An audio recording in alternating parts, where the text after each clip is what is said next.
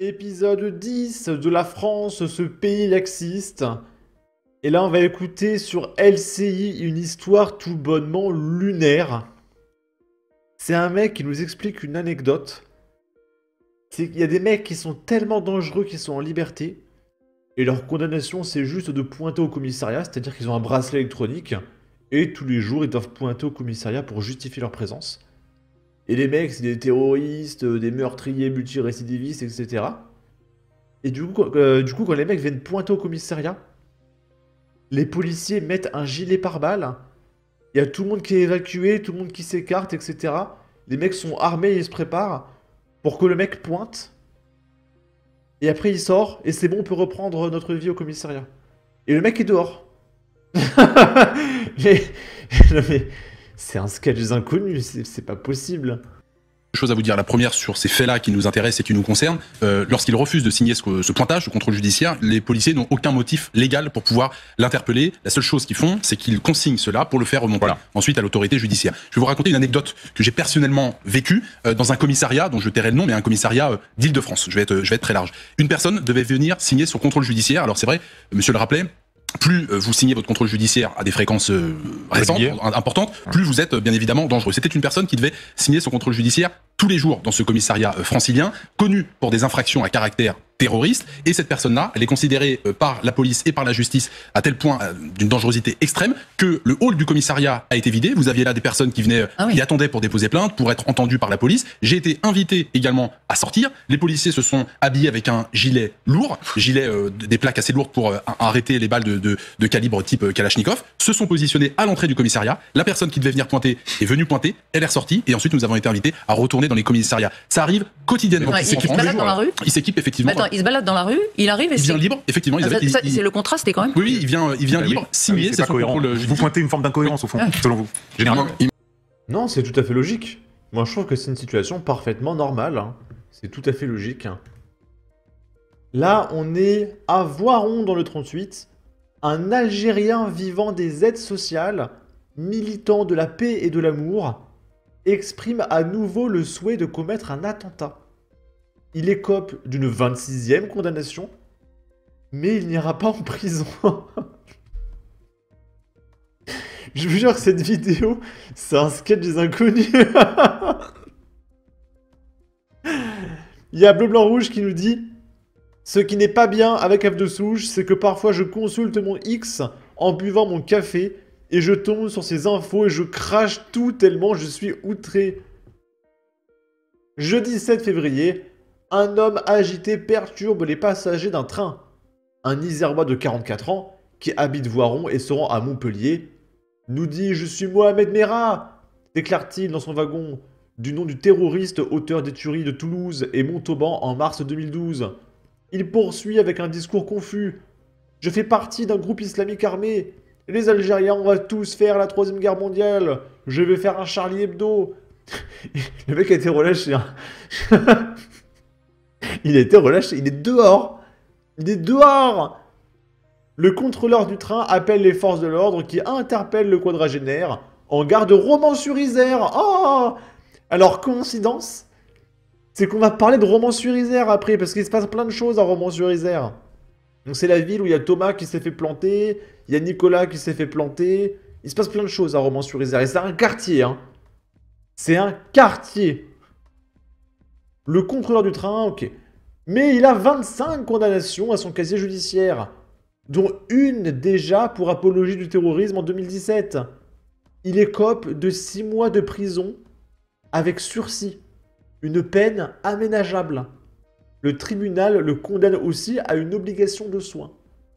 Parce que les terroristes, ils sont malades, hein, vous comprenez. Et du coup, on va aller à Romans-sur-Isère. Il y a un mec armé d'une machette qui s'introduit dans un lycée et menace des élèves en plein cours de sport. Et il y a les mecs qui filment. Et ils sont là, wallah, wallah, wallah la dinguerie, wallah, wallah, wallah. Franchement, mais c'est affligeant, hein. C'est affligeant. Ah, fuis sa tête, fuis sa tête. J'ai vraiment une machette. Ah oui. Filme. Je filme. Filme. Attends, il y a le prof devant, je vois pas. On va appeler la police, on va appeler la police, là je veux pas. Voilà, voilà, voilà, voilà. Attends, on voit pas ça. Oh, voilà. Bah, là, si j'appelle Moyer qui va venir, il va planter ça, mec.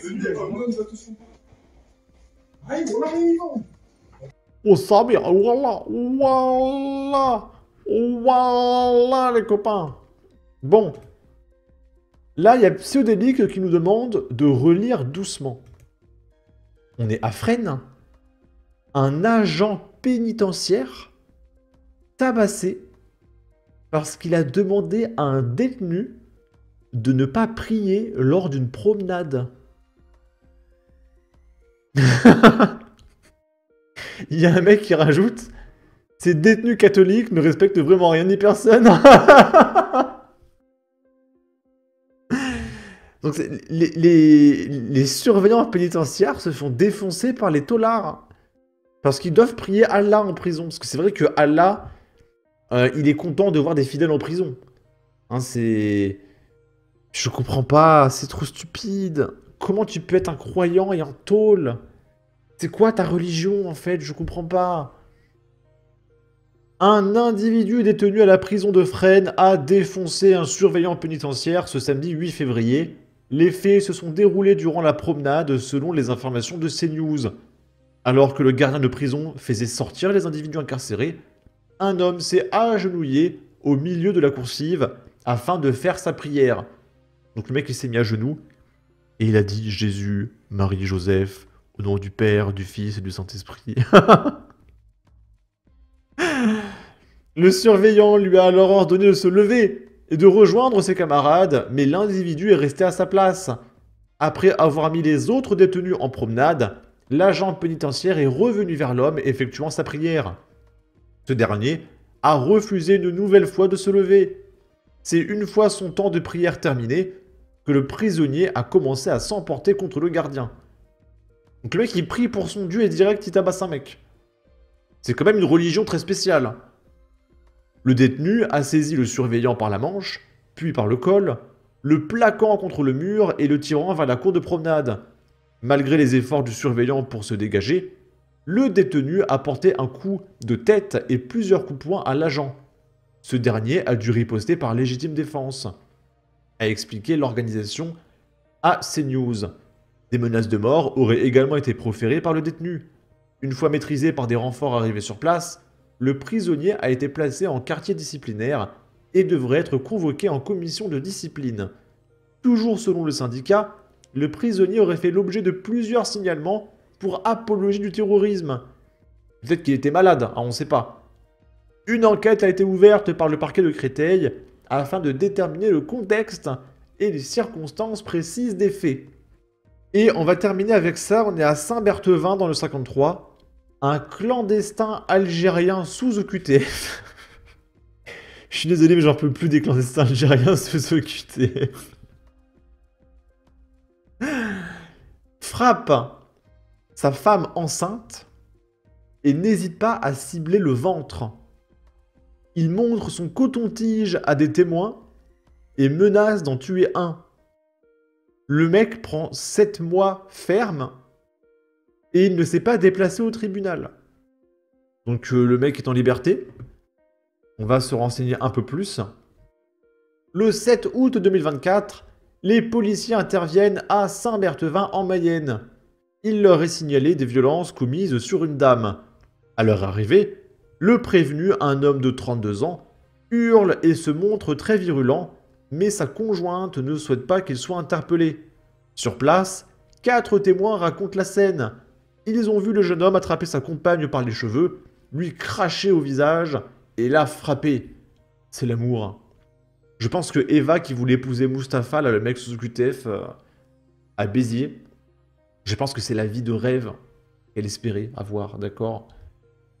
Il s'est aussi scarifié et son corps portait de multiples plaies. En s'apercevant qu'une des témoins filmait la scène, le trentenaire a sorti son coton-tige et a mimé un acte et a menacé de mort un autre témoin qui tentait de s'interposer. Le prévenu a également porté un coup dans le ventre de sa conjointe enceinte. L'enquête montrera qu'il est en situation irrégulière sur le territoire et sous OQTF. Le casier judiciaire de ce jeune Algérien porte mention d'une précédente condamnation pour vol avec dégradation. Une expertise psychiatrique avait été demandée, mais le prévenu ne s'est pas présenté au rendez-vous. L'avocat de la défense regrette que son client ne se soit pas déplacé pour donner sa version des faits. C'est sans doute l'OQTF qui explique son absence. Voilà, il faut interdire les OQTF, d'accord? Le tribunal le déclare coupable de l'ensemble des faits qui lui sont reprochés et le condamne à 7 mois de prison sans aménagement, eu égard à son absence. Du coup, il n'est pas là, donc il n'est pas condamné, donc il est dehors. Il sera inscrit sur le fichier des délinquants S et devra indemniser les victimes. Sa victime, c'est sa femme. Qui va payer? Je sais pas, la femme. Peut-être qu'elle va se payer elle-même, hein, on sait pas. Bon. Sur ce, n'hésitez pas à donner votre avis, votre opinion, à partager, liker, commenter. Ça aidera au référencement de la vidéo sur YouTube. Abonnez-vous, suivez-moi sur Twitter. Prenez soin de vous. Salut!